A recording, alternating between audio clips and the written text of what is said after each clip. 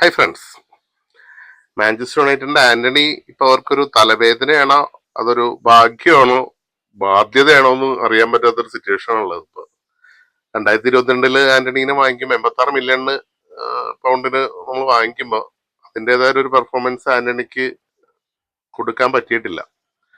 പക്ഷെ എന്താ കാര്യം എന്ന് വെച്ചാല് എറിക് ടെൻ ഹാഗ് പോയതോടെ മൊത്തത്തില് ആന്റണി ഡിമ്മായി.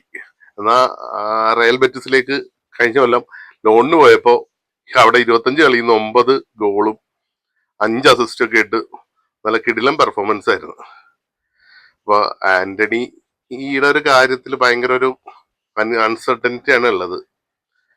റയൽ ബെറ്റിസിന് ആന്റണീനെ ഒന്ന് വാങ്ങിക്കണം എന്നുണ്ട്. എന്താ യുണൈറ്റഡിന് ഒരു 40 മില്യന്റെ അടുത്തുള്ള ഒരു എക്സ്പെക്ടേഷൻ ഉണ്ട് ട്രാൻസ്ഫർ ഫീ. പക്ഷെ അത് അവർക്ക് കൊടുക്കാനും പറ്റുന്നില്ല. എന്തായാലും യുണൈറ്റഡിന്റെ മനസ്സിലൊരു 40 to 50 മില്യൺ ട്രാൻസ്ഫർ ഫീ ആര് കൊടുക്കുന്ന വെച്ചാൽ അവർക്ക് ആന്റണീനെ കൊടുക്കാൻ തയ്യാറാണ്. റയൽ ബെറ്റിസ് ആണെങ്കിൽ അത്രയും ഫണ്ട് അവർക്ക് ട്രാൻസ്ഫർ ബഡ്ജറ്റിൽ ആന്റണിക്ക് വേണ്ടിയിട്ട് ഇല്ല. അതാണ് ഇപ്പോഴത്തെ ഒരു അൺസർട്ടനിറ്റി. എന്തായാലും കഴിഞ്ഞ കൊല്ലത്തെ ആ ഒരു റയൽ ബെറ്റിസിലെ ഒരു മികച്ച പെർഫോമൻസ് പല ടീമുകളെയും അലർട്ട് ചെയ്തിട്ടുണ്ട്.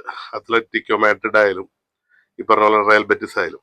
പിന്നെ വേറൊരു പോസിറ്റീവ് ഉള്ളതെന്ന് വെച്ചാൽ എറിക് ടെൻ ഹാഗ് നമ്മുടെ ലെവർക്യൂസനിൽ ഉണ്ട്. പുള്ളിക്കും ഇൻട്രസ്റ്റ് ഉണ്ട് ആന്റണീനെ കൊണ്ടുവരാനായിട്ട്.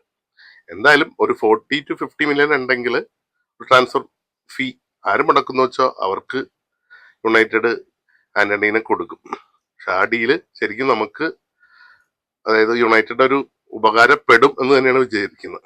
കാരണം വെച്ചാൽ നമുക്കും ട്രാൻസ്ഫർ ബഡ്ജറ്റ് വളരെ കുറവാണ്. നമ്മുടെ പ്ലേയേഴ്സിനെ കൊടുത്ത് മാത്രമേ നമുക്ക് അതിന്റെ ഒരു റവന്യൂ വെച്ചിട്ട് നമുക്കൊരു ട്രാൻസ്ഫർ മാർക്കറ്റിൽ അത്രയും മണി സ്പെൻഡ് ചെയ്യാൻ പറ്റത്തുള്ളൂ. അതുകൊണ്ട് ആന്റണിയുടെ ഡീല് ഭയങ്കര ഇമ്പോർട്ടന്റ് ആണ്.